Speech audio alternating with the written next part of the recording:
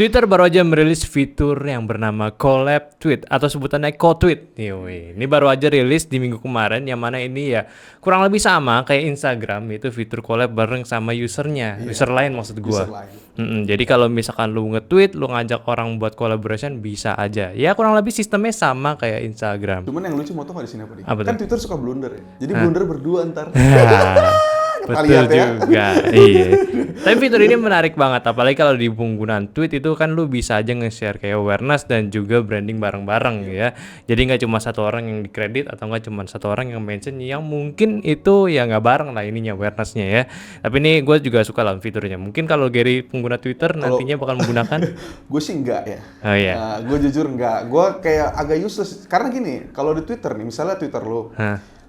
Lu nulis nih, gue sama Gary, gue komen di lu nih. Biasanya ntar kalau lu like aja komen tweet gue, itu muncul tuh bareng satu tweet tuh. Sebenarnya jadi kayak satu page gitu. Oh iya, jadi sebenarnya agak-agak ini terlalu Instagram banget gitu. Iya sih, yang penting seenggaknya fitur ini untuk kayak mengvalidasi kalau ini tweetnya disetujui oleh dua orang lah, dua belah pihak gitu ya. Gitu Ya ini menarik banget sih ya. Tapi seperti biasa, selamat datang semuanya di Bego Teknologi ya. Tiap hari Selasanya bareng kita ada gua Aldi, sebelah gua ada Gary dan kameranya ada si Aldira. Jadi kalau kalian penasaran langsung aja stay tune di setiap hari Selasanya untuk berita dan teknologi terbaru dari kita. Anyway, sebelum gua lanjutin ke berita selanjutnya, gua mau announce dulu ya, salah satu dari sister company kita baru aja rilis channelnya, yaitu di bidang teknologi. Ya seputar mobil-mobil lah ya. Mobil-mobil, nah mungkin nanti ada motor, yaitu namanya Sotoy Motif. Sotoy Motif, sesuai namanya ini tuh agak-agak sotoy tapi tetap teknis. Iya, tapi sayangnya orangnya masih kaku nih guys. Jadi tolong dong ya kalau lihat video ini, lu langsung serbu tuh komen videonya, di komen tuh. Bang, lu ngapain sih bang gitu. Lu kata-katain aja nggak apa-apa, karena di situ gue bakalan bantuin mereka juga, bantuin yang hostnya kali ini ya, biar nggak terlalu baper gitu. Tapi lu kenapa kata-katain aja? Nggak apa-apa, biar bagus dong gitu. Kayak gue dulu sering dikatain juga. Suara lu kecepetan, gak enak didengar gitu. Tapi kan gue berkembang gitu. Coba Eko munculkan Aldi pertama kali nge-host. Jangan. Jangan. Ya pokoknya kalau kalian tertarik dengan dunia otomotif ya, mobil ataupun motor, ya stay tune aja di sana. Mungkin bakal banyak ada informasi menarik tentang ya seputaran seperti itu lagi. Ya pokoknya subscribe aja dulu deh ya. Jadi ya udah, kita lanjut aja ke berita selanjutnya, yaitu di dunia GPU, yang mana nih baru aja si Nvidia merilis GeForce GTX 1630, yang mana nih adalah lini low end-nya untuk di seri GTX terbaru kali ini. Yang turns out-nya banyak reviewer bilang ini kayak semacam GPU gimmick gitu ya, kayak cuma buat apa? Udahlah, gitu. Ya buat apa gitu, kayak ini aja udah dilansir dari Techspot sama Hardware Unbox yang udah mengetes si GPU itu. Ya mereka tidak suka dengan yang adanya si GTX 1630 karena penggunaannya di sini ya oke, tapi harga yang ditawarkan itu menurut mereka itu tidak sangat masuk akal. Iya, karena di RX 6400 saja itu 150 aja udah dikomen-komenin sama dia kan. Ya betul. Nah, itu dia. Jadi ini baseline-nya mereka di 1630 di sana SRP-nya itu di sandaran $100, bahkan ada $120.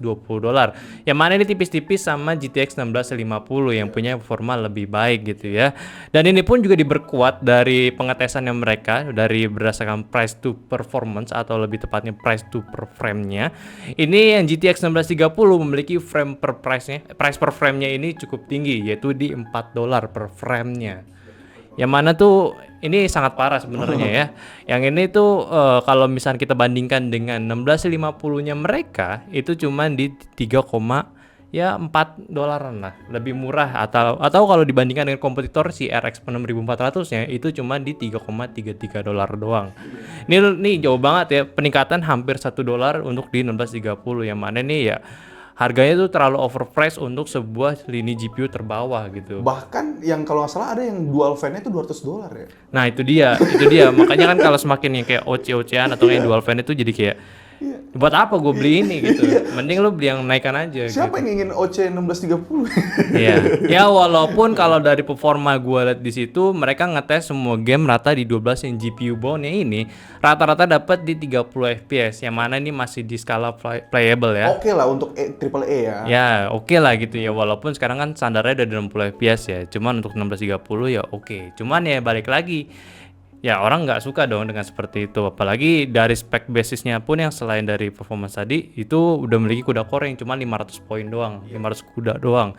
Terus juga di memory interface ini cuma 64 bit doang, yang mana tuh di atasnya udah 128 bit. Ini kan basically, coba gue potong nih. Ini basically performance ini kan turun gara-gara ini sebenarnya 1630 itu 1650 yang light ya? Iya, yang dipangkas lah. Yang Atau dipangkas enggak gitu ya? generasi penerusnya di 1030 gitu hitungannya. Yang bikin heboh kan karena harganya. Iya, itu dia. Coba harga lebih murah lagi, yang mana itu bisa jadi kayak semacam opsi carry-nya lah, atau enggak opsi paket rakit murah gitu kan bisa. Cuman ini baseline-nya cukup tinggi. Ya kalau gue sih Tokped itu belum ada harga yang jelasnya ya untuk si 1630. Ya kita tunggu aja kalau misalkan ada di Indonesia kira-kira harganya berapa. Cuma saat ini 1630 itu kurang rekomen buat kalian consider. Buat apa lah, nggak usah lah. Better ambil duitnya, better ngumpulin duit lagi sedikit buat ambil yang lebih jelas aja. 1650 lah minimal. Dan ini pun juga sebenarnya masih di seputaran GPU, lebih tepatnya ke chipsetnya ya. Ngomongin soal chipset, ini baru aja ada kabar kalau chipset shortage itu akan berakhir. Nah, tapi lucunya ini bukan karena ya produsen itu udah mulai kembali produksi dalam jumlah banyak. Iya. Tapi ya karena shortage mulu, peminatnya juga ikut berkurang. Jadi ya gitu, semakin berkurang jadi baseline-nya bakal menurun gitu. Nah, ini pun ya udah parah banget sih. Memang udah di 2 tahun terakhir memang shortage mulu dari banyakan faktor dunia, ditambah sekarang ada inflasi lagi kan ya. Inflasi lagi naik lagi. Nah, itu dia. Jadi itu ya ini supply-nya semakin standar dan juga demand-nya mengikut standar lagi. Iya, jadi flatten secara tidak sengaja. Nah, tapi kabar dari shortage-nya ini mulai berakhir, itu ada sedikit inilah pencerahan dari data penjualan chipset di awal tahun 2022 ini. Yang mana ini mendapatkan peningkatan penjualan hingga 20%-an ya, itu di bagian chipset yang menjual adanya 5G punya. Jadi chipset smartphone yang ada 5G-nya itu meningkat drastis. Untuk tahun ini ya? Iya, untuk tahun ini. Jadi itu semacam kayak harapan ini orang udah mulai bergeser ke yang 5G, jadi ya pengerucutan pembuatan chipsetnya kan lebih gampang kan ya. Ini bikin 5G aja gitu. Jadi lebih fokus dan lebih banyak jadinya. Nah, seperti itu. Jadi ini menarik banget. Jadi ya ini satu harapan yang bagus lah. Dan ini pun juga nggak cuma di smartphone. Ini bakal berdampak bagusnya ke yang lainnya lagi, kayak semakan CPU, terus yang GPU atau mungkin elektronik yang menggunakan chipset juga gitu ya. Ya kita tunggu aja. Apakah akan turun? Harusnya turun. Harusnya turun. Ya setidaknya kalau misalkan kondisi dunia itu udah mulai normal lagi ya, nggak inflasi lagi, ya bakal normal lagi. yang penting kripto jangan tinggi lagi. Nggak apa-apa, rendah dulu aja sekarang. Buat kita ngerakit dulu. Rakit-rakit dulu, baru bolehlah menakit. Iya. Sabar.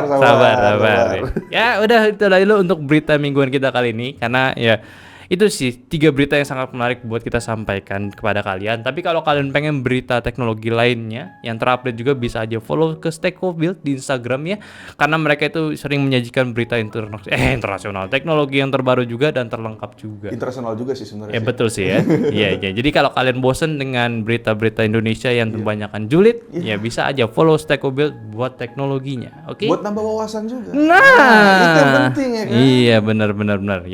Yaudah mungkin itu dulu untuk berita dan gosip teknologi kita hari ini. Ya sebenarnya kita nggak ada gosip buat minggu ini ya. Kayak cukup adem-adem aja ya. Iya, adem-adem aja. Iya.